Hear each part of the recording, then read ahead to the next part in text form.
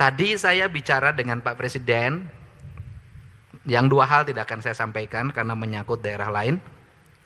Yang satu hal tadi saya sampaikan adalah, saya bilang, Pak, ada keanehan di Republik ini. Apa keanehannya? Dana bagi hasil migas, keuntungan. Kawan-kawan para pendukung Iran dan kawan-kawan dari Jawa Barat, berbanggalah Anda sekarang dipimpin oleh gubernur yang cara pengelolaan ekonominya mirip dengan cara pengelolaan ekonomi Iran, cara yang digariskan oleh supreme leadernya Iran. Sebelumnya kita juga mempunyai putra bangsa yang luar biasa hebat, Menteri Keuangan Purbaya.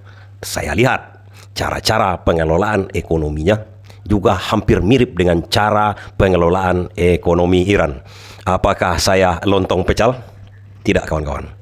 Kita mempunyai putra-putra yang hebat juga di negara kita ini.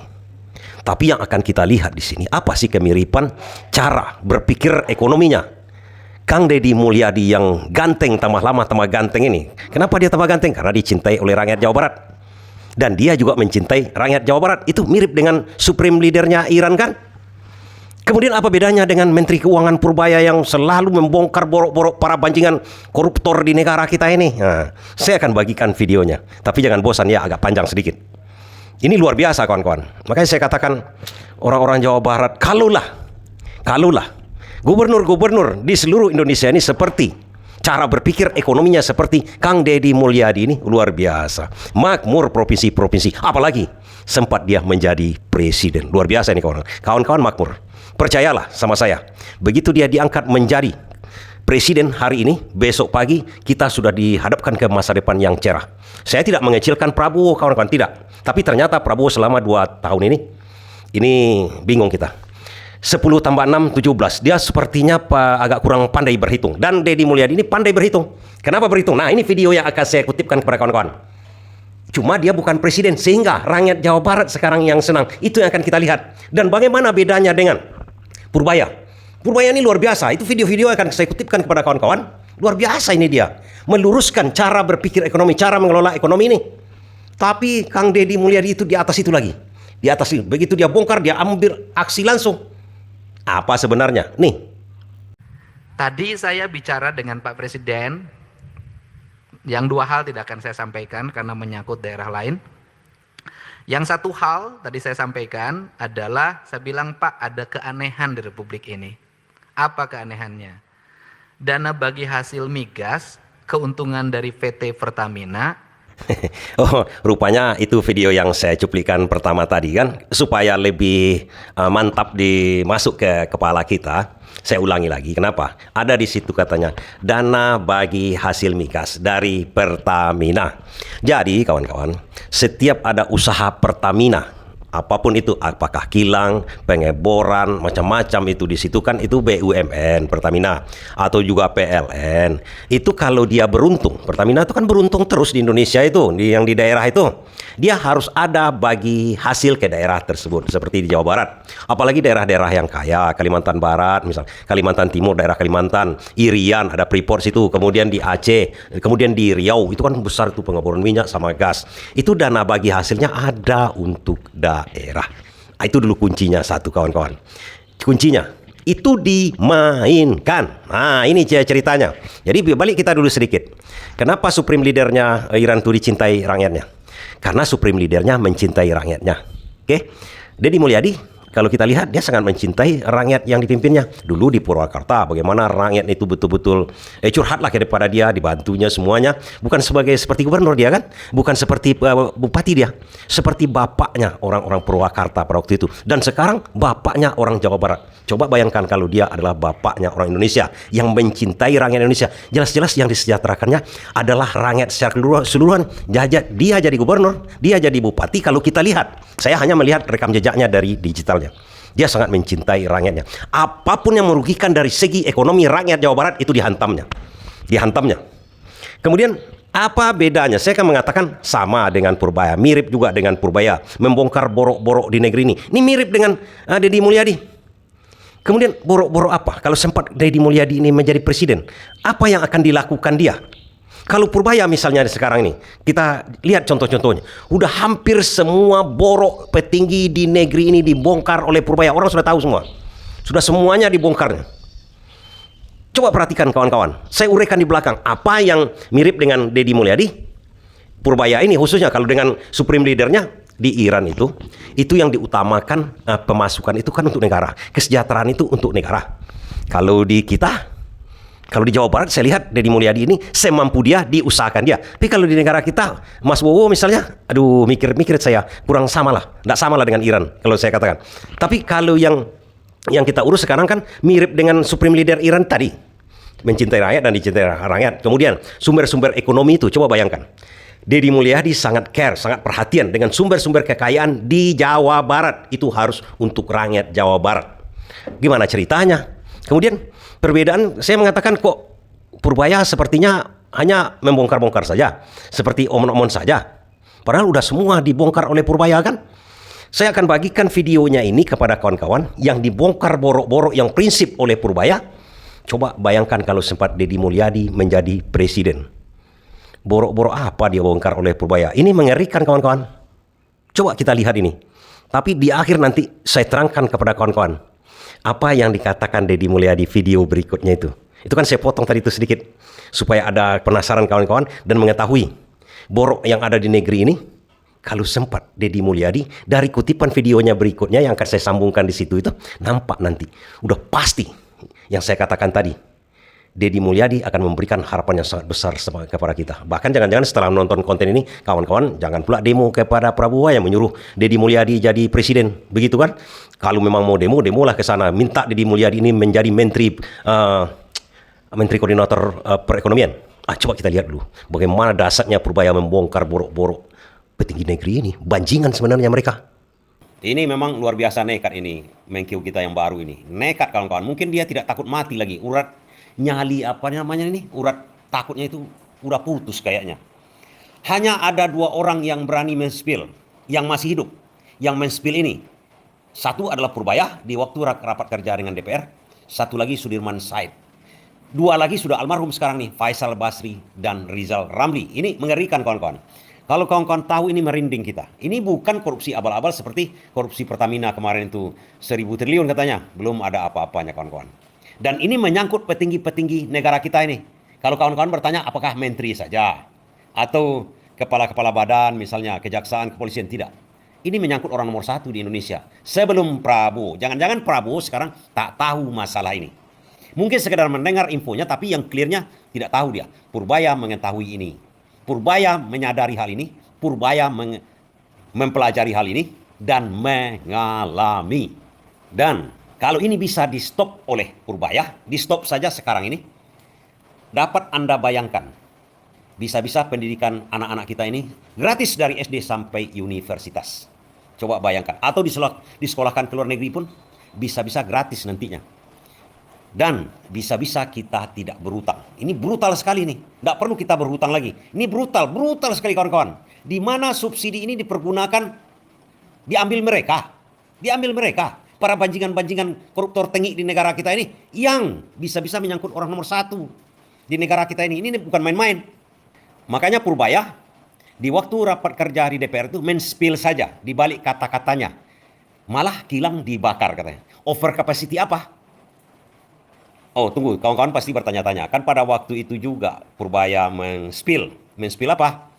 Kemarin ada konten saya, waktu Purbaya saya katakan membuka borok Bahlil. Gas LPG yang saya katakan itu kawan-kawan, yang di-spill oleh Purbaya, waktu dia menerangkan subsidi untuk minyak, untuk gas misalnya, dicontohkan di tabel sebelah ini, dia akan mengatakan saja begini, Pertalite 10.000, ada subsidi 1.000 sekian. Artinya Pertalite itu sampai di konsumen, yang kita isi di pompa bensin SPBU, kan 10.000 kita bayar per liter kan? Itu sudah disubsidi, itu harganya.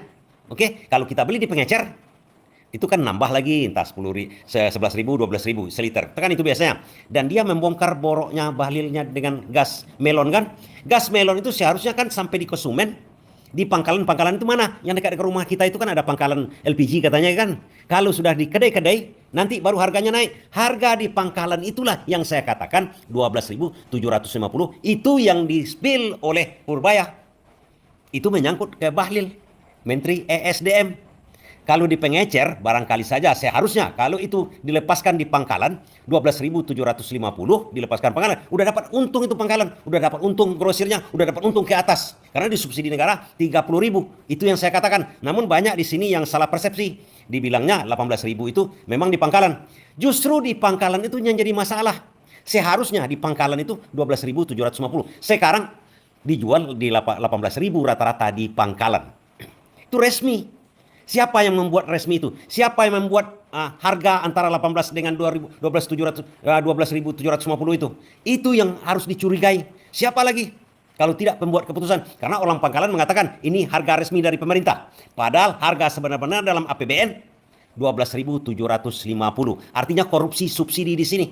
Korupsi subsidi bagaimana? Seharusnya dijual 12.750 dengan subsidi 30.000. Ini malahan dijual 18.000. Yang 6.000. Sekitar 6.000 per tabung ini korupsi besar-besaran nih kawan-kawan. Makanya Bahlil dalam video saya tadi itu agak kebakaran jenggot dia. Dibongkar habis-habisan oleh Purbaya. Dan saya yakin juga Prabowo nggak tahu ini.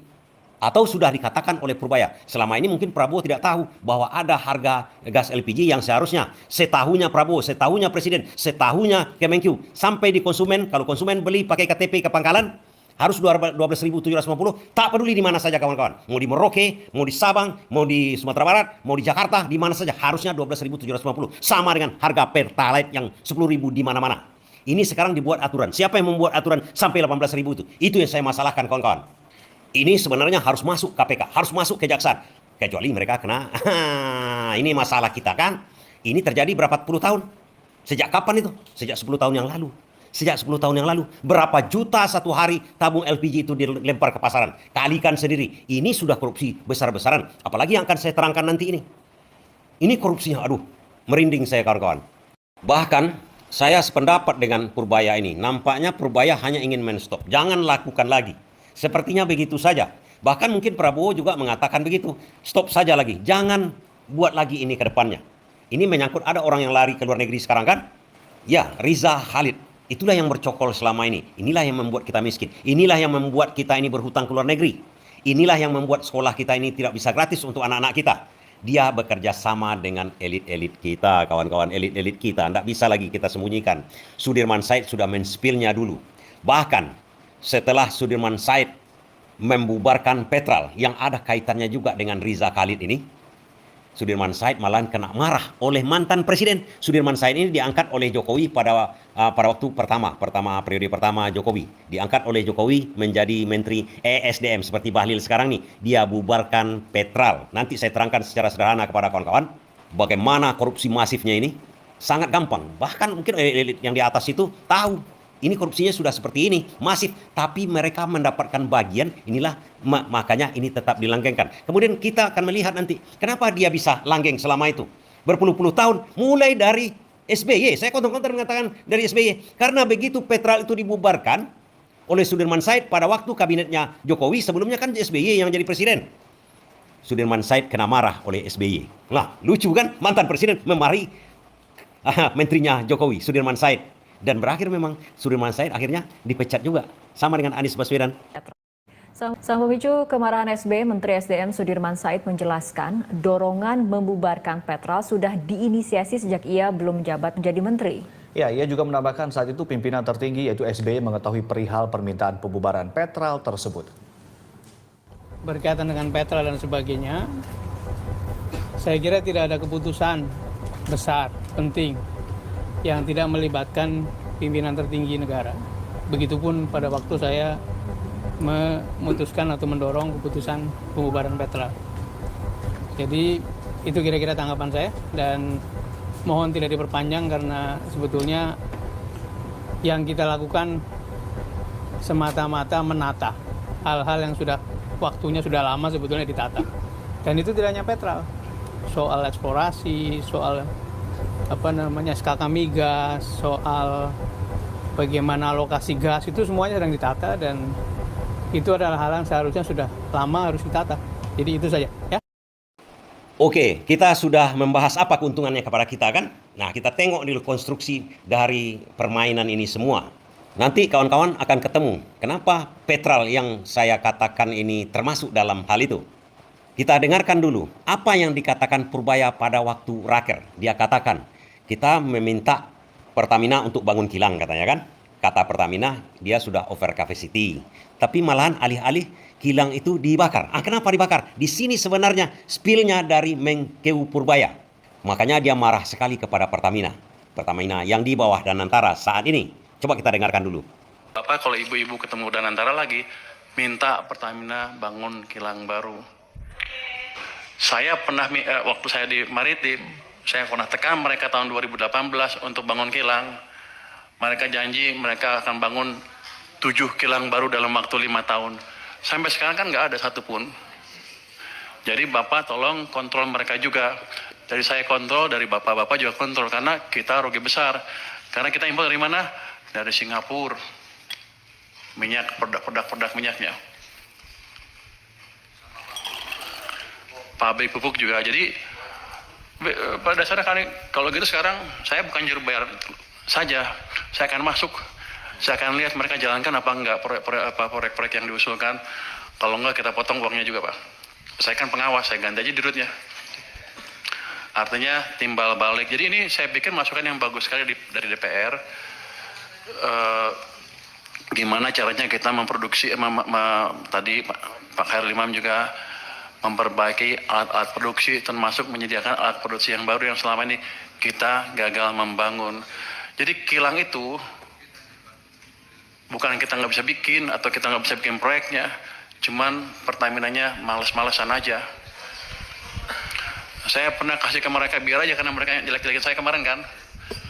Saya pernah kasih tawaran ke mereka kalau nggak bisa bikin ya udah, ini ada investor dari Cina mau bangun kilang, Anda perlu beli 30 tahun, setelah 30 tahun Anda dapat kilangnya gratis.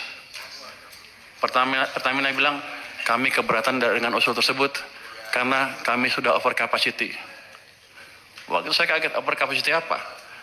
Kami sudah rencana bangun 7 kilang baru, satu pun nggak jadi kan? Mereka bilang iya tapi ke depan akan jadi, sampai sekarang nggak jadi. Yang ada malah beberapa dibakar kan. Jadi tolong dari parlemen juga mengontrol Pertamina untuk hal tersebut. Jadi kita kerjasama. Tujuan kita sama sebetulnya mengurangi subsidi dan membuat subsidi yang ada pun lebih murah dan tepat sasaran. Oh, belum nampak sama kawan-kawan kan? Apa artinya? Kita tinggalkan di situ dulu. Saya membuatkan analogi supaya gampang kita memahaminya. Ini saya amati dan saya dengarkan, saya pahami dari keterangan Sudirman Said dan keterangan dari Rizal Ramli dan keterangan dari Faisal Basri almarhum. Mereka adalah ekonom hebat yang pro kepada rakyat. Saya andaikan ada pemilihan kepala desa di kampung kita. Kepala desa itu mau dipilih ini setiap 5 tahun. Kan pemilihan presiden kan sekali 5 tahun. Kemudian setiap pemilihan itu kan perlu biaya. Nah, supaya sederhana, saya andaikan begini saja. Selama ini di kampung tersebut, kalau memasukkan barang ke kampung itu, mau jualan, mau ngapain orang masalah bisnis, harus melapor kepada satu orang dulu. Satu orang ini adalah maklar namanya. Maklar itu. Jadi barang apa saja harus melalui dia dulu. Baru dia yang menjualkan kepada penduduk di desa tersebut. Oke, tentu saja harganya sudah ditentukan dia. Kalau mau memasukkan pisang diberikan supplier itu harganya 10.000 satu sisir, dia akan jual. Artinya monopoli dia, jual 15.000. Itu peraturan dibuat. Jadi dapat untung dia satu pisang aja. Walaupun si penjual ini langsung menjual ke masyarakat, dia dapat fee saja. Begitu juga kalau masyarakat dari desa tersebut, misalnya pertanian dia menjual beras keluar dari kampungnya, harus melalui dia juga.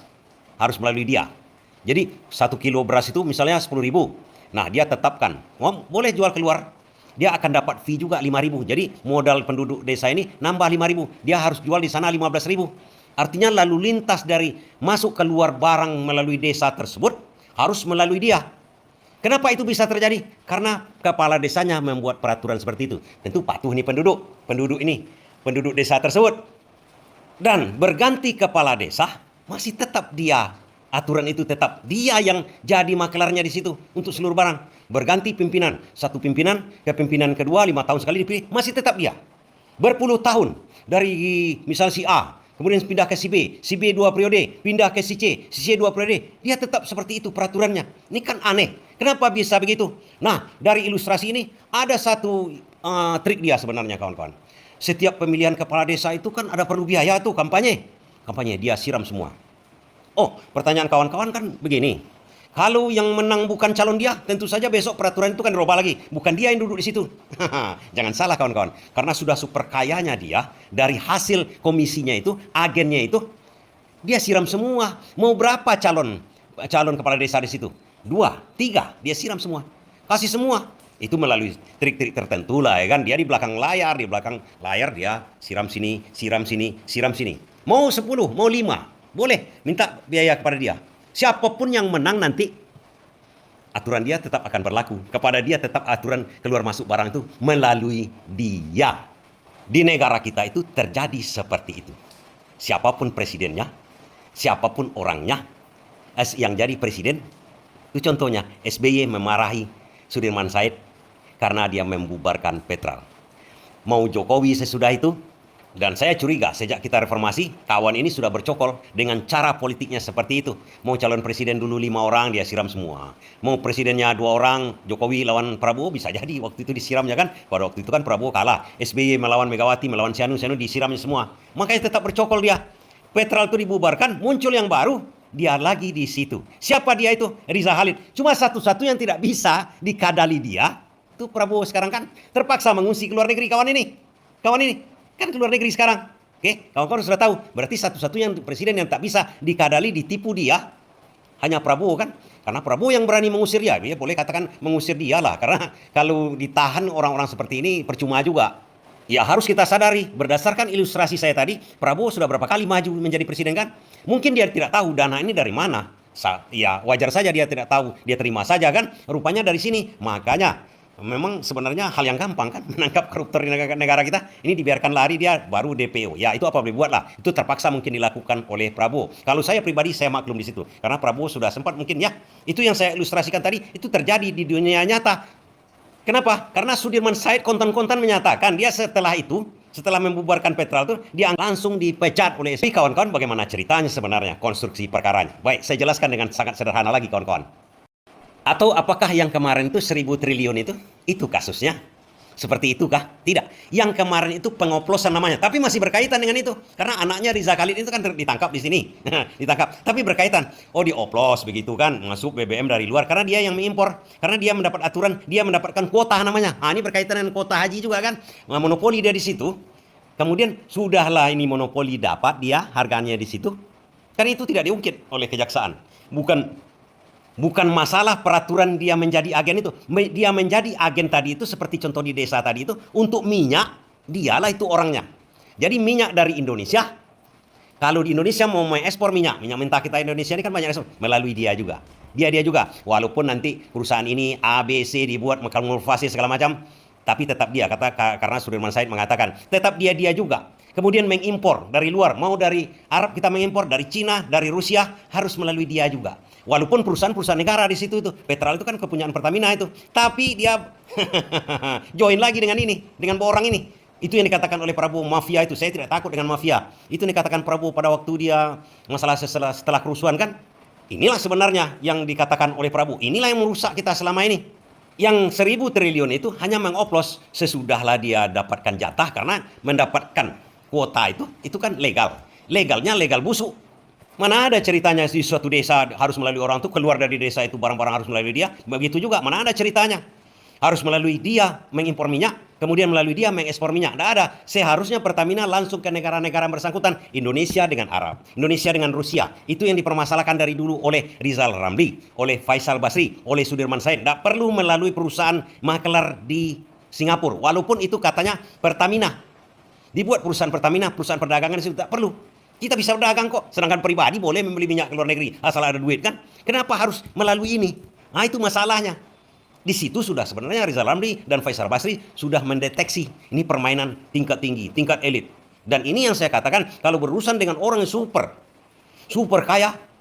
Ini kalau berlawanan dengan orang-orang seperti itu. Orang yang dekat dengan kekuasaan selama ini. Bahaya kan? Novel Baswedan misalnya. Udah kena.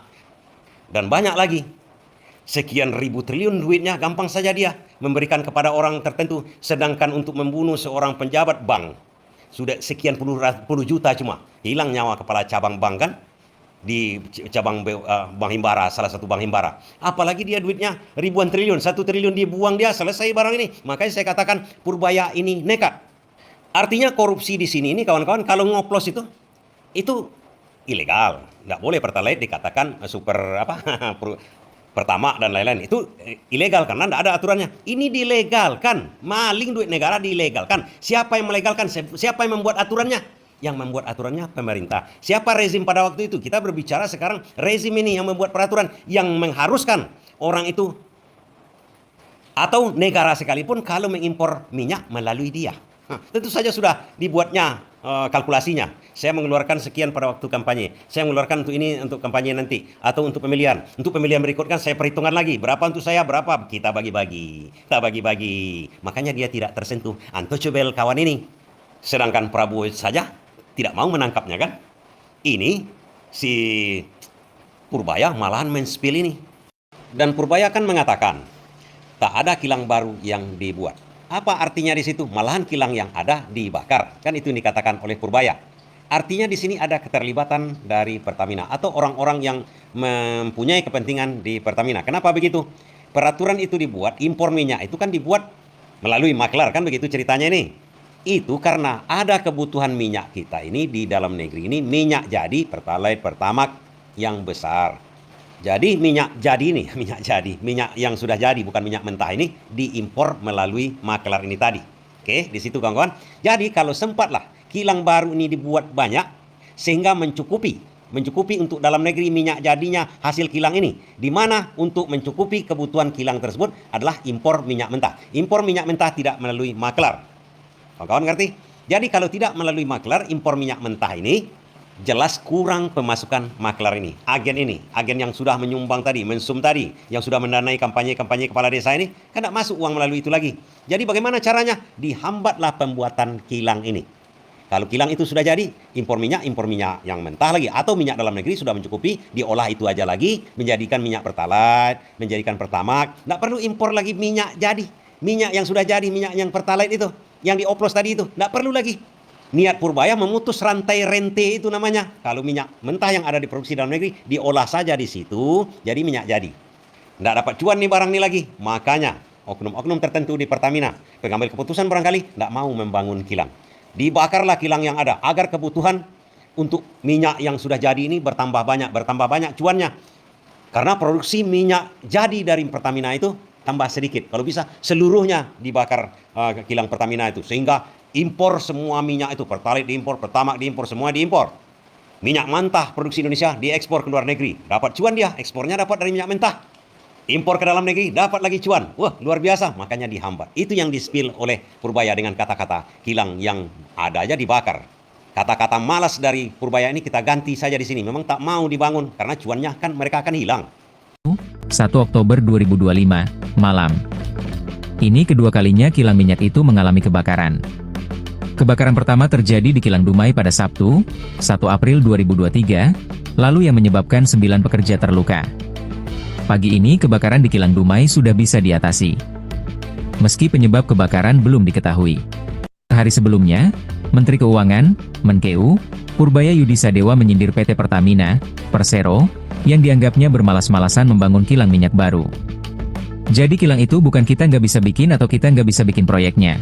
Cuman Pertaminanya malas-malesan saja, kata Purbaya saat rapat kerja dengan Komisi 11 DPR RI di Gedung DPR, Jakarta dikutip dari siaran TV Parlemen, Rabu. Makanya saya katakan, men-spill aja takut orang. Kita sudah tahu bagaimana Sudirman Said menderitanya sesudah itu, bagaimana Faisal Basri menderitanya setelah itu, bagaimana Rizal Ramli menderitanya setelah itu. Nah, satu-satunya orang sekarang ini yang berani men-spill itu adalah Purbaya. Dan kenapa saya katakan Purbaya ini kalau bisa men-stop ini korupsinya kawan-kawan nggak terbayangkan mungkin. Kita tidak perlu berhutang, begitulah kira-kira secara logikanya. Nggak perlu kita berhutang, hanya karena melegalkan korupsi ini. Bahkan harga minyak pun bisa diturunkan. Nggak perlu subsidi ke minyak itu istilahnya. Dan biaya terbesar di negara kita ini kan biaya pendidikan, dibantu oleh negara, kemudian tidak perlu lagi murid-murid membayar SPP lah, entah apa lagi, disediakan lagi seperti sekolah ikatan dinas. Kasih sepatu, kasih seragam, kasih apa, kasih makan bergizi gratis pun gampang nanti. Dan kita tidak perlu berhutang lagi. Karena kita selama ini membiayai para banjingan-banjingan ini dengan peraturan. Dilegalkan, dibolehkan. Jadi artinya dia tidak korupsi di situ. Itu artinya sebenarnya. Sama aja membuat peraturan. Sebuah peraturan itu boleh maling, tapi ke rumah itu saja. Atau tidak melanggar hukum karena ada kita maling pencuri nih. Tapi karena ada peraturan boleh maling di rumah tertentu si A itu tidak melanggar hukum, tidak dihukum. Inilah yang kejadian sekarang ini. Tapi pasti merugikan orang lain kan. Marang dia maling, begitu juga negara ini super masif ini kawan-kawan, ruginya. Dan kenapa saya katakan Purbaya ini hanya ingin menstopnya saja? Ya, kalau ini dibongkar semuanya kawan-kawan, ini seluruh presiden itu terikut itu.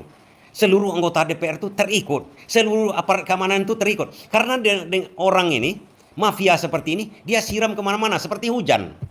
Nama Riza Khalid dikenal luas di kalangan elit bisnis, khususnya dalam industri perdagangan minyak. Ia lebih sering menetap di Singapura, namun memiliki jaringan bisnis yang luas di Indonesia.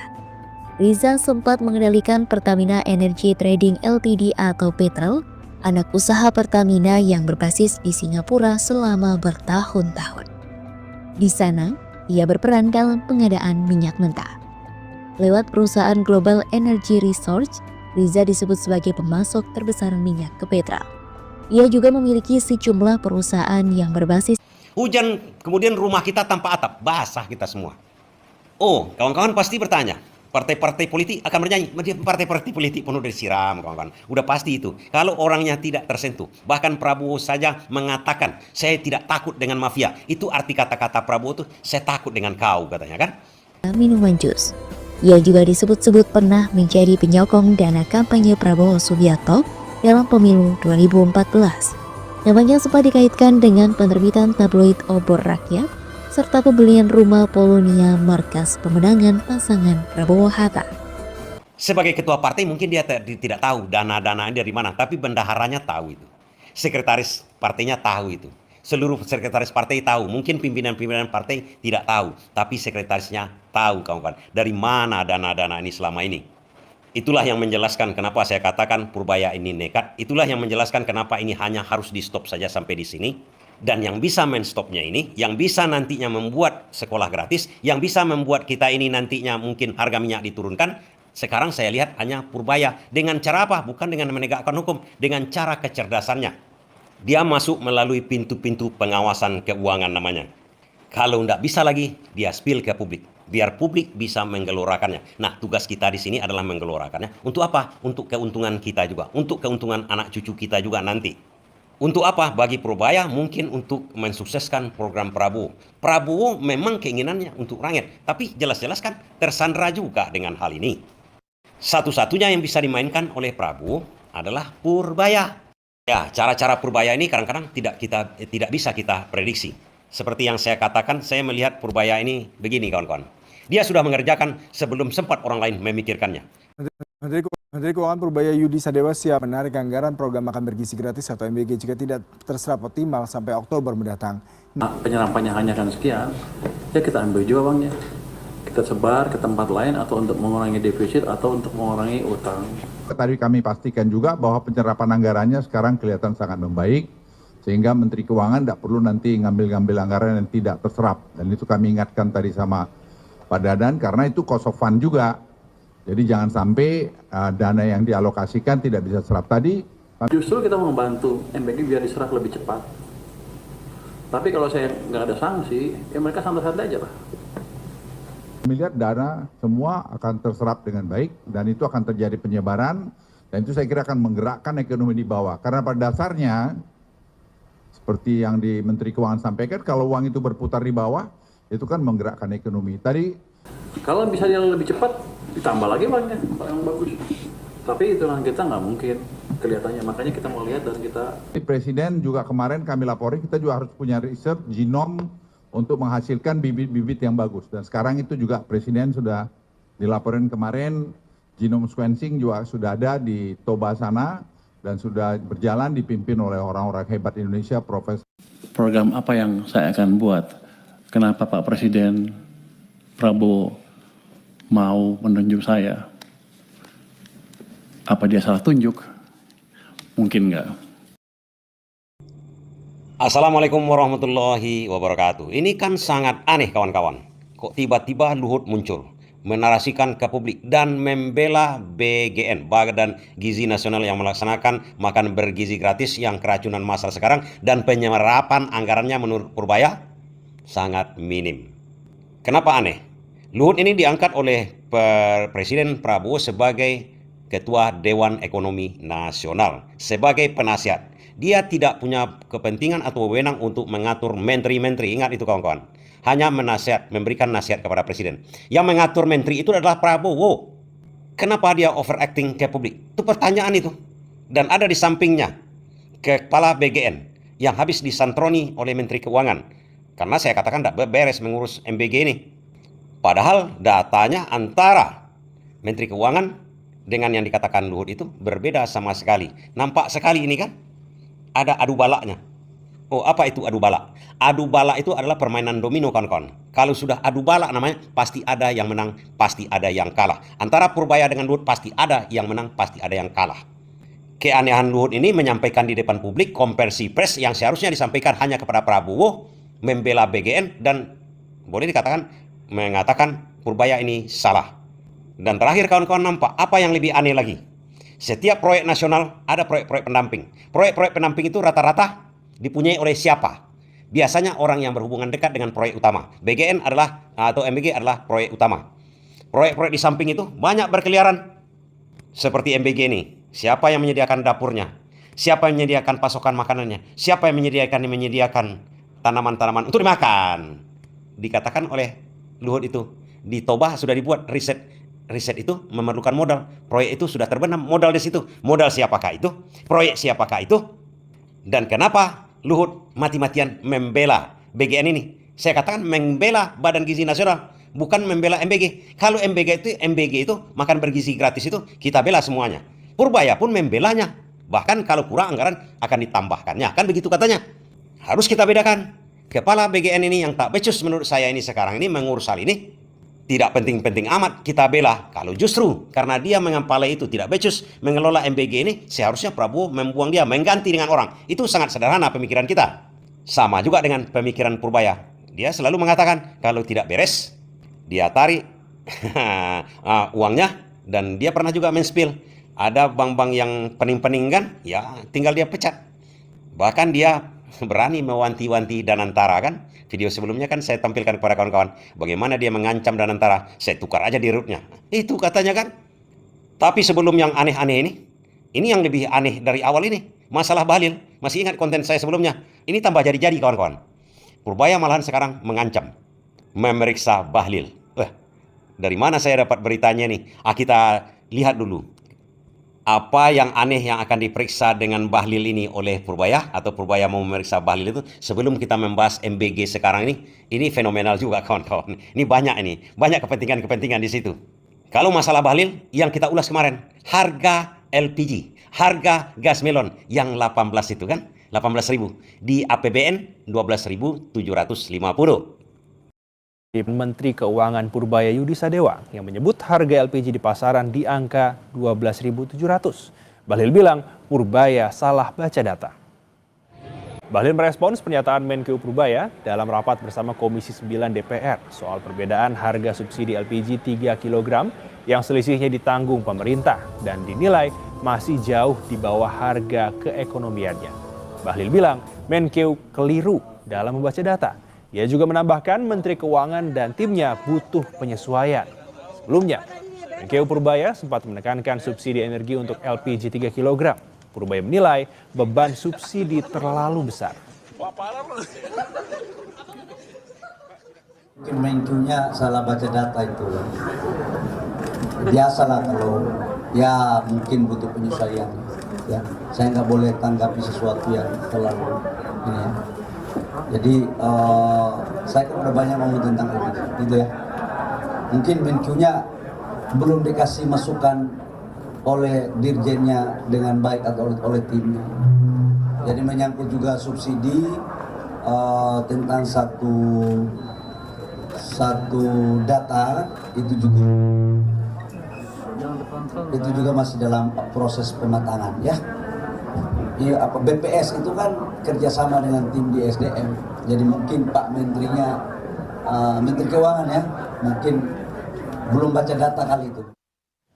Dalam hal ini sepertinya Bahlil mengecilkan Purbaya. Dipikirnya Purbaya orang bodoh dalam bidang ekonomi, dalam bidang angka-angka, dan bidang data-data. Jadi saya juga tadi berpikir, kok saya baca pidato aja nih. Saya baca, dia baca, dia baca, dia baca. Ini perlombaan membaca kelihatannya. Mungkin salah. Jadi bagaimana manage ekonomi itu bukan barang baru untuk saya. Ini jangan bilang sombong ya. Tapi kan Anda mesti tahu, nanti saya harus meyakinkan bapak-bapak kan, untuk data gimana tepat sasarannya, itu kita punya DTSN ya tadi ya. Ini sudah siap, sudah dipakai oleh Menteri Sosial ya, Kemensos, tapi belum dimanfaatkan oleh Menteri ESDM. Kami akan diskusi dengan mereka supaya mereka betul memakai data sen tersebut ke depan. Perhatikan kata-kata Menteri Purbaya. Harga yang ada di Kementerian Keuangan, di APBN itu selama ini sudah dimanfaatkan oleh Departemen Sosial. Tapi Kementerian ESDM belum memanfaatkan. Maksud belum memanfaatkan, mereka tidak mengacu kepada harga APBN tersebut. Seperti gas LPG yang saya katakan tadi. Kok bisa 18.000? Sementara harga di APBN itu adalah 12.750. Lihat tabel sebelah ini. Karena ada subsidi 30.000 harga. Sebenarnya harga yang betul-betul kalau tidak disubsidi kan 42.000 sekian 750. Disubsidi sekitar 30.000. Harga sampai ke masyarakat itu, harga sampai di pangkalan itu seharusnya 12.750. Ini tidak dijadikan panduan oleh ESDM. Itu yang saya maksudkan. Dan kawan-kawan di sini banyak yang tidak mengerti bahwa harga 12.750 itu tertera di APBN. Apa arti APBN itu kawan-kawan? APBN itu adalah undang-undang. Saya katakan undang-undang. Karena sebuah undang-undang, sebuah APBN harus disetujui oleh DPR. Itu artinya undang-undang. Apapun yang akan dibuat untuk keuangan, pengeluarankah, pemasukan itu harus sesuai dengan angka-angka yang telah disetujui itu. Itu termasuk undang-undang. Kalau misalnya menjual LPG, kita masuk ke LPG ini. Kalau menjual LPG lebih dari itu korupsi. Kurang dari situ melanggar peraturan juga. Itu peraturan perundang-undangan, tidak boleh lebih, tidak boleh kurang. Kalau masalah harga, sama juga kalau dikatakan di sini kemarin banyak juga yang mengatakan bahwa harga LPG itu di daerah-daerah berbeda-beda. Kalau berbeda-beda di pengecer yang menjual di toko-toko harian, kedai-kedai harian itu bisa berbeda. Tapi kalau di pangkalan LPG, di pangkalan kecil-kecilnya, karena LPG itu ada agen. Dari agen ke pangkalan. Pangkalan itu kan pakai KTP orang mengambil. Itu harganya sekarang ini kan 18.000. Padahal undang-undang mengatakan, APBN mengatakan harganya adalah 12.750. Ini menyalahi undang-undang. APBN itu adalah undang-undang. Oh, katanya ada pengangkutan macam-macam. Ada untung untuk pangkalan? Tidak. Yang 12.750 itu sudah ada untung di pangkalan itu. Sudah ada untung agennya. Karena disubsidi negara. 30.000 disubsidi oleh negara. Besar untungnya kepada pangkalan itu. Besar juga untung kepada agen-agen itu. Semua sudah beruntung. Pertamina pun sudah beruntung. Siapa yang rugi? Negara. Subsidi. Subsidi itu artinya negara rugi. Jadi harga di pangkalan itu di seluruh Indonesia, sampai Sabang sampai Merauke harusnya sama 12.750. Sama juga dengan harga Pertalite yang sebelah ini saya tampilkan. Harus 10.000 karena sudah disubsidi dimanapun. Kalau seandainya harga dari misalnya pusat penjualan LPG itu di Jakarta kita contohkan, kemudian dikirim ke Aceh, kan tinggi biaya ongkos transport itu ditanggung oleh negara. Itulah fungsinya subsidi tadi. Misalnya dari Jakarta cuma ke Bekasi dioper, kan sedikit transportnya. Tidak masalah kawan-kawan, walaupun ke Irian sana, memakai pesawat ke sana, sampai di pangkalan sana, walaupun transportnya 1 juta satu tabung, harganya di sana 12.750. Itu yang saya katakan. Di sini Bahlil sudah terdesak. Dan ini menurut Purbaya bukan SDM aja yang melaksanakan itu. Ada di pupuk, di macam-macam. Harga yang sudah diterakan, yang sudah diundangkan, disalahi orang itu. Makanya sekarang ketar-ketir Bahlil dibuat oleh Menteri ESDM ini. Karena dia mau menyuruh periksa. Kenapa mereka tidak mengambil data? Tidak memanfaatkan data APBN. Bukan memanfaatkan sebenarnya. Kenapa mereka tidak mengambil patokan dari harga APBN yang sudah ada di Kementerian Keuangan? Yang sudah ada di APBN. Itu disetujui oleh DPR dengan pemerintah. Barangkali habis ini Purbaya juga akan mempertanyakan kepada DPR, kok kalian diam selama ini? Itu kata-kata Purbaya kan?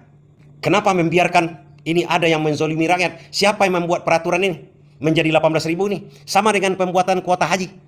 Ada, kalau kawan-kawan mengikuti kasus kuota haji itu kan ada tambahan 20.000 itu. Ada undang-undangnya. Seharusnya yang 20.000 itu dibagi 8% untuk haji khusus, sekian persen, 92% untuk haji reguler. Oleh Menteri Agama dibagi duanya langsung pakai peraturan Menteri. Itu salah karena ada undang-undang di atasnya. Begitu juga masalah gas LPG, ada undang-undangnya. APBN itu undang-undang yang paling tinggi. Tidak ada peraturan Menteri segala macamnya yang merubah harga dari situ. Ini pelanggaran sama dengan kasus haji. Kita bukan orang-orang bodoh-bodoh amat. Rakyat ini selama ini rupanya tidak diawasi. Itu yang dikatakan oleh Menkyu Purbaya. Tapi sama juga. Selama ini rupanya kita nggak bisa ngitung, nggak pernah monitor ya. Belum pernah survei dan sebagainya. Saya akan minta BPKP untuk mensurvei gimana pelaksanaan subsidi itu. Dan saya akan minta betul mereka jalankan. Jadi kalau ada yang menyeleweng-nyeleweng, hati-hati aja nanti. Jadi selama ini rupanya belum dijalankan. Selama ini pemerintah menanggung selisih antara harga keekonomian dan harga yang dibayar masyarakat melalui pemberian subsidi dan kompensasi baik energi dan non-energi. Misalnya, untuk Pertalite, masyarakat hanya membayar 10.000 per liter dari harga keekonomian Rp11.700 per liter. Sehingga APBN harus menanggung Rp1.700 per liter atau 15% melalui kompensasi. Untuk solar, masyarakat hanya membayar Rp6.800 per liter dari harga keekonomian sebesar Rp11.950 per liter, sehingga APBN menanggung Rp5.150 per liter atau sekitar 43%. Untuk LPG 3 kg, subsidi mencapai 70% dari harga keekonomian. Pola serupa terjadi pada listrik, solar, dan minyak tanah. Ini adalah bentuk keberpihakan fiskal yang akan terus dievaluasi agar lebih tepat sasaran dan berkeadilan. Mungkin Pak Bahlil betul, tapi kan kita lihat lagi seperti apa. Sebelumnya Purbaya menyampaikan bahwa harga asli LPG 3 kg yaitu Rp42.750 per tabung. Sementara pemerintah memberikan subsidi sebesar Rp30.000 per tabung, jadi masyarakat membeli dengan harga Rp12.750. Menanggapi hal tersebut, menurut Bahlil, Purbaya salah baca data saat menjelaskan data subsidi LPG. Terkait tudingan salah data, Purbaya mengatakan, bisa jadi pendekatan dan cara melihat datanya berbeda. Tapi silakan saja Bahlil mengelak. Yang kita pedulikan adalah begini, yang akan datang harga itu kalau memang Rp12.750 ya segitu dijual ke masyarakat. Jangan ada dusta di antara kita. Kalau ini terjadi, kalau memang menurut Purbaya data ini selama ini tidak diawasi dan kejadian seperti ini, kita bisa memperkirakan nasibnya Bahlil. Bagaimana nasibnya seorang ketua umum Golkar? Siapa yang bisa menyelamatkan dia? Ya jelas-jelas kalau sekarang yang bisa menyelamatkan adalah Prabowo. Kewenangan Purbaya hanya mengungkit hal ini, itu pun dengan cara tersamar.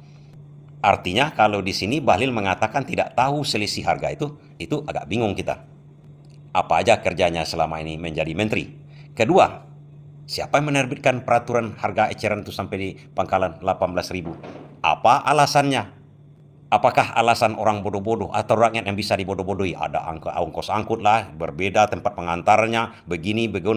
Padahal undang-undang mengatakan dimanapun itu harga LPG 3 kg yang untuk gas melon harganya sampai ke tangan masyarakat yang langsung mengambil ke pangkalan itu adalah Rp12.750. Berbeda kalau masyarakat mengambilnya di kedai-kedai harian bisa 13, bisa 14, bisa 20. Tapi kalau harus di pangkalan LPG yang ada nomornya sama dengan harga Pertalite. Di SPBU Pertalite di seluruh Indonesia ini harganya Rp10.000. Begitu juga seharusnya LPG 3 kg di mana saja di seluruh Indonesia harganya adalah Rp12.750. Itu undang-undang yang menyatakan. Siapa yang melanggar undang-undang, bersiap-siaplah dia. Makanya Purbaya ingin memeriksa siapa yang memainkan ini, siapa yang membuat peraturan ini. Apakah dia bisa memenjarakan atau mengusut hal ini? Tidak. Dia tidak bisa mengusut, tidak bisa memenjarakan. Misalnya yang berbuat, ini misalnya lagi, Bahlil misalnya. Dia tidak bisa. Yang bisa memenjarakan Bahlil misalnya, hanya KPK, hanya kejaksaan, hanya kepolisian. Dan yang bisa membela dia dari segi politik adalah Prabowo. Tapi berbagai agama menyatakan hukum karma itu akan berlaku. Siapa yang zolim akan dibalas juga dengan kezoliman. Kita tidak menuduh Bahlil zolim. Tapi dengan cara-cara yang aneh begini, menimbulkan hal yang membuat kita jadi sakwa-sangka kan? Atau minimal pertanyaannya, kenapa harga 12.750 kok dijual ke masyarakat 18.000 oleh Kementerian ESDM? Sekarang masuk kita lagi yang juga aneh sekali. Ini super aneh juga. Seperti yang saya kemukakan pertama itu, masalah Luhut. Adalah yang kemarin demo itu karena tekanan berkepanjangan di ekonomi karena kesalahan kebijakan fiskal dan moneter sendiri yang sebetulnya kita kuasain. Yang jadi pertanyaan saya kan, di sini Komisi 11 rapatnya dengan Menteri Keuangan berapa ratus hari dalam setahun. Kenapa tidak pernah mempertanyakan itu? Ini Purbaya awal-awal dia diangkat, kemudian rapat kerja dengan DPR, dia jelas-jelas mengatakan, selama ini pengawasan kita lemah, termasuk DPR yang dihujat oleh Purbaya. Karena pengawasan lemah itu, ketimpangan terjadi. Akhirnya terjadi rusuh, ketimpangan ekonomi. Kita lihat, mahasiswa itu datang kepada DPR. Kenapa? DPR poya-poya karena masalah tunjangan rumah. Hanya 50 juta, padahal di dalamnya lebih parah lagi.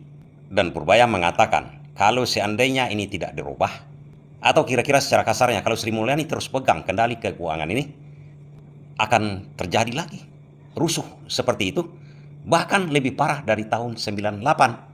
Ini artinya Prabowo bisa jatuh. zaman Pak Prabowo juga bisa sama. Ini sekarang masih baru. Kalau pemerintahnya masih lambat belanjanya dan mencekik perekonomian juga dari sisi lain, dan moneternya juga sama, maka akan lebih buruk dibanding yang 2 zaman sebelumnya.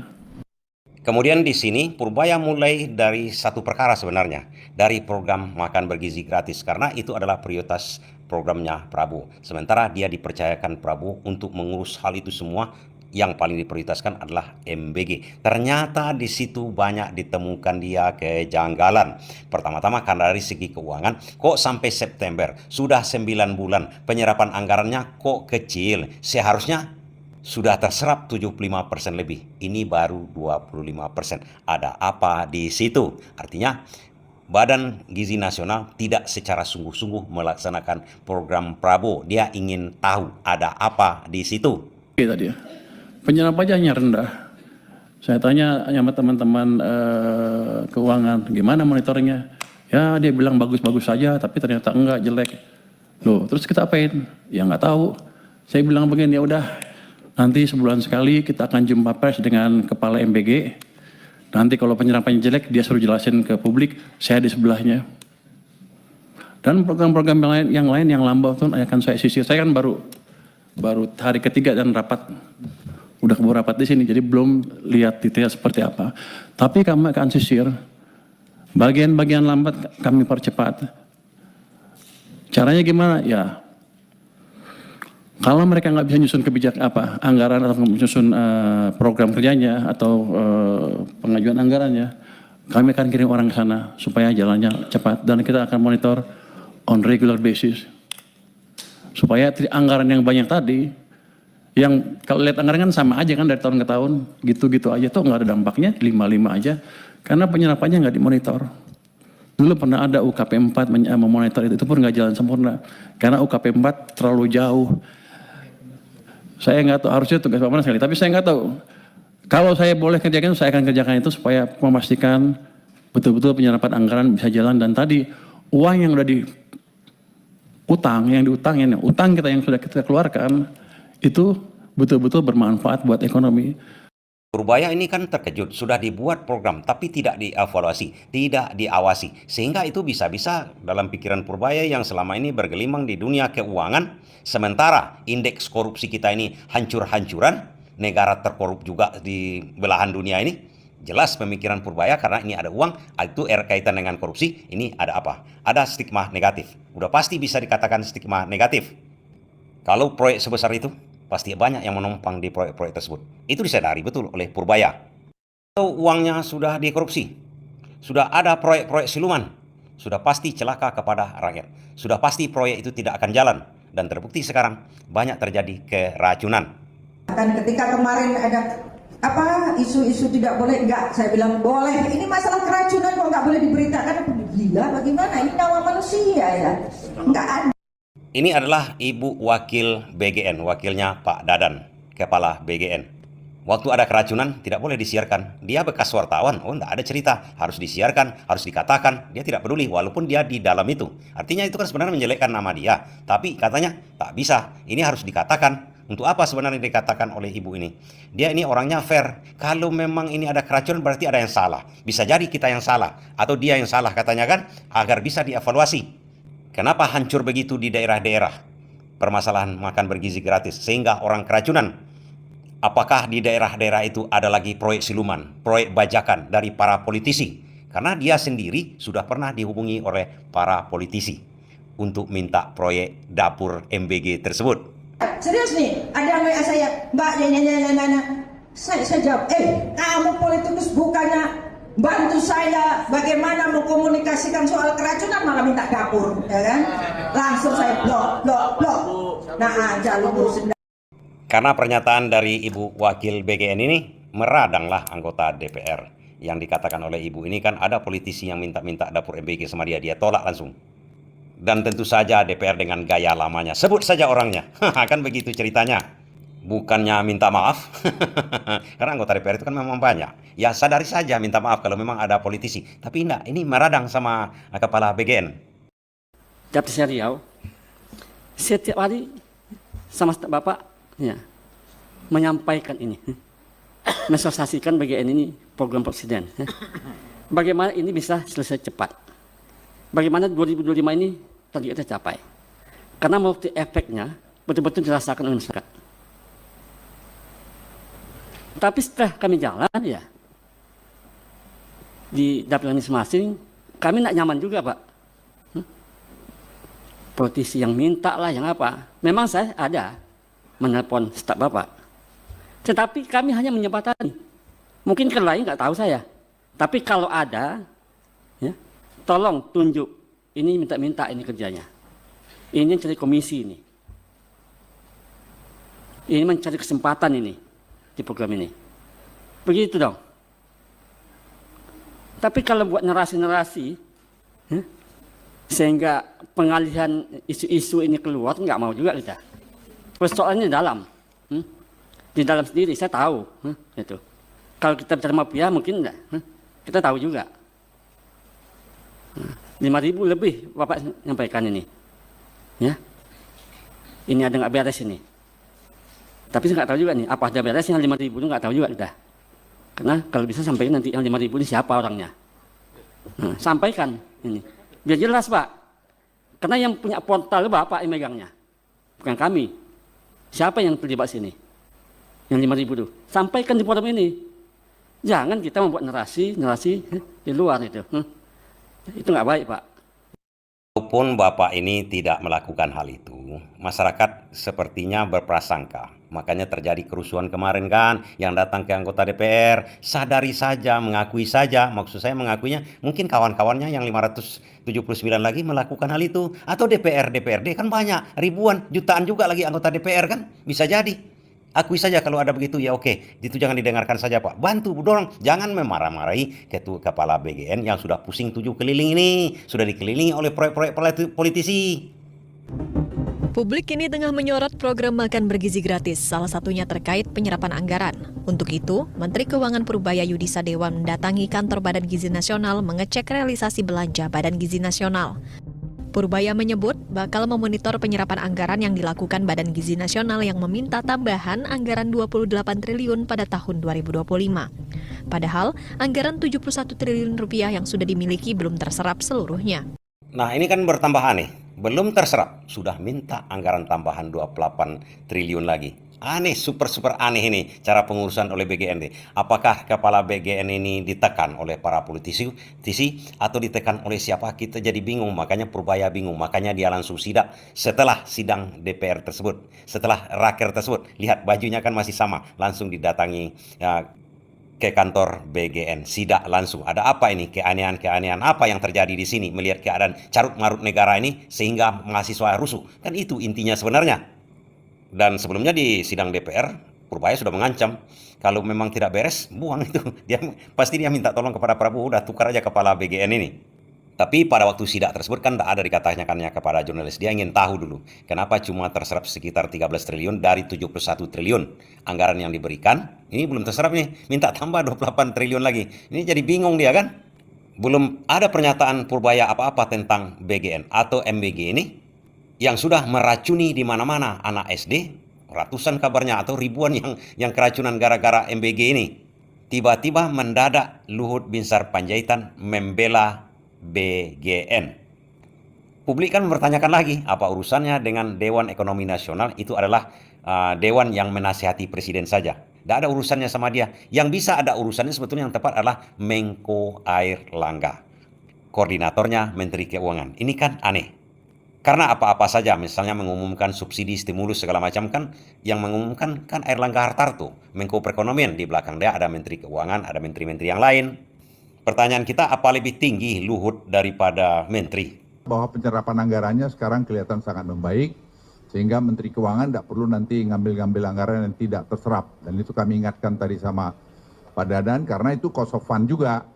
Jadi jangan sampai dana yang dialokasikan tidak bisa serap. Tadi kami lihat dana semua akan terserap dengan baik, dan itu akan terjadi penyebaran, dan itu saya kira akan menggerakkan ekonomi di bawah. Karena pada dasarnya, seperti yang di Menteri Keuangan sampaikan, kalau uang itu berputar di bawah, itu kan menggerakkan ekonomi. Tadi saya tidak keliru, lapangan kerja sudah berapa? 380.000 ya, yang terserap. Jadi itu saya kira membantu sekali dalam keadaan ekonomi dunia yang tidak menentu sekarang ini. Pernyataan Menteri Keuangan Purbaya kan belum keluar. Apakah dana 28 triliun itu akan ditambah atau sisa anggaran itu akan ditariknya? Belum ada keluar ini keputusannya oleh Menkeu Purbaya. Masih dalam atau dipelajarinya kan? Tapi tiba-tiba Luhut mengambil kesimpulan. Penyerapannya selesai. Apanya beres? Apanya yang beres kan? Dan yang lebih lucunya lagi, dia memerintahkan Purbaya untuk tidak mengambil sisa dana yang tidak terserap. Ini luar biasa ini. Pertanyaan kita, apa wewenang dia di situ? Yang bisa memerintahkan Purbaya itu hanya Prabowo. Menko Ekonomi pun Airlangga tak bisa memerintahkan dia. Menko Airlangga cuma mengkoordinasikan dengan mungkin kementerian yang lain. Yang bisa memerintahkan itu adalah satu-satunya Prabowo. Apa Luhut udah sama tingkatannya dengan Prabowo? Di konferensi pers itu agak panjang Luhut Binsar Panjaitan menerangkan sudah ada efeknya tenaga kerja macam-macam, kemudian efek domino daripada MBG ini, dapur-dapur di daerah sudah hidup macam-macam yang dikatakan oleh Luhut Binsar Panjaitan, di mana efek positifnya dari MBG ini sangat luar biasa. Namun ada yang menarik dan menimbulkan pertanyaan yang menggoda kita. Kenapa dikatakannya ada di Danau Toba sudah dibuat sebuah riset sebuah keadaan pula. Riset itu kan memerlukan biaya, kawan-kawan. Boleh dikatakan proyek juga, project riset. Itu biayanya mahal. Tentang makan bergizi gratis ini. Mungkin untuk suppliernya atau macam-macam. Jadi proyek itu yang akan mendampingi MBG. Itu kira-kira yang disampaikan oleh Luhut Binsar Panjaitan. Yang anehnya jadi pertanyaan kita, diadakan oleh Pemda. Apakah cuma Pemda di Danau Toba aja? Di Toba aja. Karena itu tempat kelahiran Luhut, apa tidak ada di daerah Jawa Timur begitu atau di Merauke sana? Kenapa? Pertanyaan kita, kenapa di Toba dibuat riset tersebut, proyek riset tersebut? Dan siapa yang mendanai proyek riset itu? Yang akan bekerja sama dengan MBG? Itu jadi pertanyaan kita. Kenapa di kampung kelahiran Luhut Binsar Panjaitan? Apakah ada korelasinya nanti dengan MBG ini, dengan Luhut? Karena kalau MBG ini di stop atau dialihkan menjadi misalnya uang tunai saja kepada orang tua dari siswa-siswa ini, proyek itu gagal. Proyek yang di Toba tadi itu gagal. Kan rugi pemilik modalnya. Pertanyaan kita, siapa yang punya proyek tersebut? Kok harus disebut oleh Luhut Binsar Panjaitan? Sekarang harus ada, itu makanya Pemda ini sangat penting, yang membangun kebun sayur, kebun pisang, kebun ini dan seterusnya. Dan kalau itu terjadi, saya kira perputaran dana di bawah akan jalan, dan itu akan membuat tadi masalah equality, berkeadilan, terus kemudian tadi lapangan kerja, dan juga tadi ya kita lari lagi pada research. Jadi Presiden juga kemarin kami lapori, kita juga harus punya research genom untuk menghasilkan bibit-bibit yang bagus. Dan sekarang itu juga Presiden sudah dilaporin kemarin, genome sequencing juga sudah ada di Toba sana, dan sudah berjalan dipimpin oleh orang-orang hebat Indonesia, Profesor Fatmawati dan Profesor Agung. Jadi kalau kita semua bangsa ini berkolaborasi, saya lihat tidak ada yang tidak bisa kita selesaikan bersama-sama. Biarlah itu menjadi pertanyaan kita saja kawan-kawan. Tapi kalau dilihat seperti biasa, kalau kawan-kawan tinggal di daerah, kalau kawan-kawan bergerak di bidang dunia usaha, dunia proyek-proyek, tiba-tiba ada proyek di daerah kita. Tapi yang anehnya kita tidak bisa masuk. Kawan-kawan saya banyak begitu itu. Kenapa kita tidak bisa masuk? Kenapa kita tidak bisa tender? Proyek itu dikuasai oleh orang tertentu dari Jakarta. Sudah ada orang dari Jakarta, walaupun katanya itu lelang lah, tender lah, itu tidak berlaku lagi. Pemenangnya dia, yang datang dari Jakarta itu, wakil dari Jakarta langsung. Ya, tanyalah sekitar-sekitar di daerah sana itu, terjadi begitu. Dan sudah menjadi hal yang lumrah, sehingga orang atau pengusaha atau rakyat di daerah sama sekali tidak mendapatkan efek domino dari ekonomi atau proyek-proyek tersebut. Apakah MBG itu seperti itu juga? Biarlah menjadi pertanyaan lagi. Yang jadi perhatian kita ingin MBG ini sukses. Tanpa ada pencoleng-pencoleng di situ yang menyebabkan keracunan, bahkan kematian bagi warga negara kita, bagi anak-anak kita. Begitu juga masalah bahlil segala macamnya itu terserah dia lah itu. Mau dia terus menjadi menteri, ataupun dipecat, ataupun masuk penjara, ataupun menjadi presiden nanti. Yang penting sama kita, gas itu sesuai harganya dengan harga APBN. Jangan dimainkan 12.750. Itu kepentingan kita. Dan masalah MBG sebenarnya Purbaya kan mengatakan dari awal. Kita lihat. Dia dipintar orang kita lihat apa masalahnya di situ. Kalau masalahnya kecilnya, dia akan atasi, dia akan bantu. Malahan kalau dananya kurang, akan dia tambah. Kalau memang cocok, kalau memang jujur, tidak perlu pakai Luhut, tidak perlu pakai ini. Begini juga kawan-kawan. Kalau proyek itu menguntungkan, kalau proyek itu MBG itu selesai di bawah ini, tidak teracun, mau diproyekkan, mau diapakan segala macam. Yang penting sama kita MBG itu sukses. Kemudian ada efek ekonominya di bawah sini. Itu yang diinginkan oleh Purbaya. Rakyat di daerah, di sekitar sekolah-sekolah yang ada mungkin menjual makanan, itu mendapatkan efek ekonominya. Bukan seperti sekarang terpusat dari Jakarta, sehingga keinginan Purbaya untuk mengelontorkan dana ke masyarakat kecil tak tercapai. Padahal keinginan dia menjadi Menteri Keuangan awal-awalnya kan itu, agar dana itu berputar di masyarakat bawah. Kalaulah dia dipercayakan untuk MBG ini, dia akan tutup ini. BGN segala macam itu dia tutup. Riset-riset itu dia tutup semua. Untuk awal-awalnya menjelang ini bagus ke jalannya, gampang sama dia kawan-kawan. Gampang, dia tinggal bagi-bagikannya kepada orang tua murid. Sampai uang itu ke orang tua murid bisa belanjakan langsung. Bisa kekeringan likuiditas yang dikatakan oleh Purbaya itu bisa diatasi. Bukankah memberikan uang MBG itu adalah memberikan uang cuma-cuma kepada rakyat yang akan dibelanjakan oleh masyarakat, sehingga kekeringan likuiditas, kurangnya uang di masyarakat itu bisa diatasi. Tujuan pokok Purbaya pertama-tama menjadi Menteri Keuangan adalah memberikan uang kepada masyarakat. Itu intinya, memberikan uang itu apa? Agar masyarakat bisa belanja, agar ekonomi bisa berlanjut. Tidak seperti sekarang, tidak seperti sebelumnya waktu Sri Mulyani. Kering likuiditas, tidak ada uang di masyarakat ini yang beredar. Sri Mulyani menyimpannya di BI kan, itu digelontorkan oleh Purbaya. Apalagi ini lebih tepat sasaran lagi Purbaya, melemparkan uang langsung ke kantong-kantong masyarakat, bisa dibelanjakan langsung. Kalau melalui perbankan kan kredit lah, yang ini yang macam-macam lah, rumit perkaranya kan. Kalau langsung ke masyarakat, itu tujuan dari Purbaya sebenarnya. Tujuan ke masyarakat juga mensukseskan tujuan dari program Prabowo ini. Terbukti walaupun ada masalah-masalah seperti itu, dana yang diminta oleh BGN, karena memang mungkin BGN jujur dalam hal ini, memang ada masalahnya, ini ada, tapi ini memang dana diperlukan. Ternyata Purbaya memberikan tambahan dana.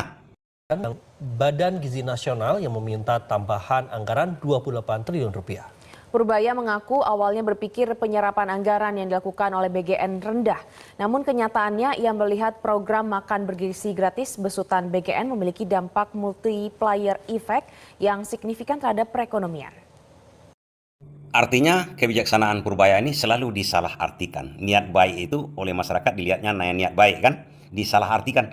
Pertanyaan kita, kenapa harus disalahartikan kebijaksanaan Purbaya ini? Kok ada seolah-olah yang kepentingannya dicederai begitu kan, kepentingannya dirugikan sehingga kasak kusuk. Kalau mereka kasak kusuk, ngapain pula mereka kasak kusuk? Atau seperti jawaban Bahlil itu yang tak matching kan? Tidak ada matchingnya sedikit pun. Atau kenapa harus Luhut yang menarasikan itu, yang getol sekali untuk tambahan dana? Kawan-kawan bisa menjawabnya sendiri ya. Tidak usah saya teruskan lagi ini. Dan kenapa pula marah-marah anggota DPR itu? Ini memang keanehan-keanehan yang kawan jawab sendiri ya. Ada contoh-contohnya di sekitar kita. Nah, kawan-kawan, mulai dari BGN kemarin itu terbukti kata-kata Purbaya kan, dan ada orang pembela-pembelanya. Sudah dibuktikan oleh Purbaya. Ini ada indikasi-indikasi korupsi. Mau di stopnya tapi tidak bisa. Karena ada bosnya lagi Prabowo kan. Kemudian macam-macam lagi, masalah Bahlil mengatakan isi harga gas LPG salah baca Purbaya. Kita tahu sendiri berapa di masyarakat. Itu korupsinya terus berjalan terus. Jadi bayangkan sama kawan-kawan, yang dibongkar oleh Purbaya itu adalah korupsi masif dari dulu sampai sekarang. Coba bayangkan. Dan tetap berjalan sampai sekarang kan. Itu contohnya, Dadan sudah ditangkap jadi korupsi di BGN, tetap juga dilaksanakan MBG. Seharusnya dirubah total oleh Prabowo kan. Kan itu seharusnya. Begitu juga nanti Koperasi Merah Putih. Begitu juga gas LPG. Begitu semua terus. Purbaya hanya berani keluar omon-omon saja. Kenapa begitu? Dia tidak mempunyai power apa-apa. Berbeda dengan Supreme Leader Iran. Oh, kok jauh kali apa ya? Ya, Supreme Leader Iran berbeda kan? Kan berbeda. Kalau ada yang terjadi begitu, cut langsung. Dengan Kang Deddy Mulyadi, kan ini lagi masalah kita. Apakah Deddy Mulyadi sanggup begitu? Kalau kawan-kawan bisa menyimak dengan logika, apa yang dilakukan oleh Deddy Mulyadi di Jawa Barat sekarang. Mengenai apa tadi itu? Ada katanya masalah BUMN atau dana bagi hasil nantinya itu. Dana bagi hasil. Coba perhatikan secara rinci dulu kutipan video Deddy Mulyadi ini. Apa yang terjadi? Kenapa saya mengatakan lebih mengerikan lagi Deddy Mulyadi ini? Portfolio dan pengembangan Pertamina. Tadi saya bicara dengan Pak Presiden, yang dua hal tidak akan saya sampaikan karena menyangkut daerah lain. Yang satu hal tadi saya sampaikan adalah, saya bilang Pak, ada keanehan di Republik ini. Apa keanehannya? Dana bagi hasil migas, keuntungan dari PT Pertamina, diserahkannya harus melalui BUMD. Kenapa tidak langsung ke kas daerah? Dampaknya apa Pak? Bertahun-tahun ke belakang masuk BUMD, oleh BUMD-nya tidak dimasukin ke kas daerah, dibikin anak perusahaan dan cucu perusahaan, bahkan cicit perusahaan. Ini saya analisis terjadi, dan kata Pak Presiden akan segera dirubah peraturannya, mudah-mudahan ke depan. Hal-hal yang aneh di Republik ini harus segera dirubah. Nanti Pak Ketua DPRD minggu depan yang aneh akan saya rubah lagi, yaitu Pemda Jabar kerjasama dengan PT Damri untuk membuat angkutan Transjabar. Kemudian Pemda Jabar bayarnya harus ke BUMD Jawa Barat. Apa nama BUMD-nya? Jasa Sarana. Jasa Sarana nanti bayar ke Damri. Jasa Sarana dapat dua. Satu, dari 120 miliar dia dapat 5%. Yang kedua, dari pendapatan provinsi dia harus dikasih operasional. Nugeloge mikir deh. Saya mulai bulan Agustus, saya coret langsung dari Pemprov Jabar dengan Damri. Nggak ada lagi lewat Jasa Sarana. Ini BUMD percaloan sangat luar biasa. Ada bertahun-tahun, ada ketika saya hitung keuntungan BUMD ini apa saja. Banyak. Kenapa? Kemana duitnya? Bikin anak perusahaan, cucu perusahaan, kerjasama dengan PTA, PTB, PTC, ratusan miliar uangnya berubah menjadi piutang, bukan masuk ke kas daerah. Dan nanti BUMD di Jabar hanya satu, namanya BUMD namanya Sangga Buana, dia penyangga dunia, gitu. Dan sampai akhirat bila perlu. Sangat mudah menyimaknya kita kawan-kawan. Beda sedikit dengan Purbaya, niat orang tuh sama. Cara berpikir ekonominya sama dengan Iran, sama dengan Deddy Mulyadi, sama dengan Purbaya. Apa itu? Memasukkan uang sebesar-besarnya ke negara. Purbaya itu juga. Yang dikomplainnya semua itu adalah uang masuk ke negara digerogoti oleh banjingan di negara kita ini. Uang keluar juga diambil. Kalau Purbaya hanya bisa menceritakan, mengadu kepada Prabowo, mengadu kepada DPR, tapi betul-betul untuk men-cut-nya kan tidak bisa seperti BGN. Sudah terdeteksi sama dia korupsi. Tapi walaupun bagaimana dia berseteru dengan para banjingan-banjingan ini, kalau tidak terbukti kepala BGN ini korupsi, masih jalan itu. Padahal Purbaya menginginkan sebenarnya kalau memang makan bergizi gratis itu dilaksanakan, udah langsung aja lah kepada orang tua murid itu. Sama dengan Kang Deddy Mulyadi juga. Kira-kira seperti itu kawan-kawan. Artinya bisa kita simak pemikiran. Mereka menjabat untuk rakyat, untuk negara. Lantas, apa Deddy Mulyadi sanggup? Tuh, dia bisa karena seorang kepala daerah khusus untuk Jawa Barat. Coba kawan-kawan bayangkan yang dikatakan oleh Deddy Mulyadi tadi itu. Ada dana bagi hasil yang seharusnya masuk langsung ke kantong daerah untuk belanja daerah tersebut, untuk menggaji, untuk membangun negara tersebut, membangun daerah tersebut. Harus dibuat peraturannya. Dibuat peraturannya masuk dulu ke BUMN daerah, BUMD. Dipotong lagi oleh BUMD. Dan hasil dari dia itu pemotongan-pemotongan, untung dia itu nggak pula di-store ke kas daerah. Bingunglah Deddy Mulyadi kan, ini perusahaan saya gubernurnya, kok nggak store dia labanya kepada daerah. Mampus lontong pecel ini semua, ditahannya pula, dibuatnya anak perusahaan cucu cicit perusahaan, anak perusahaan katanya kan. Di situ diletakkan komisaris, kemudian direktur daripada, kemudian artinya antek-anteknya ini diletakkan jadi komisaris di anak cucu perusahaan tersebut. Gajinya lebih besar dari direktur BUMD itu, lebih besar dia di sana gajinya. Contoh begini, di nasional itu terjadi. Contohnya begini kawan-kawan, ada direktur BUMD, misalnya perusahaan air minum daerah misalnya kan, direkturnya dia direktur di situ, gajinya cuma kecil di situ. Diangkat memang oleh gubernur yang dulu barangkali kan, diangkat oleh gubernur. Kemudian dia sendiri membuat anak cicit perusahaan tersebut.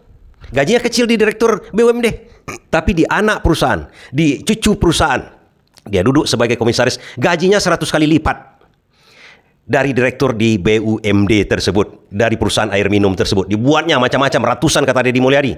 Itu bukan terjadi di Jawa Barat ya kawan-kawan.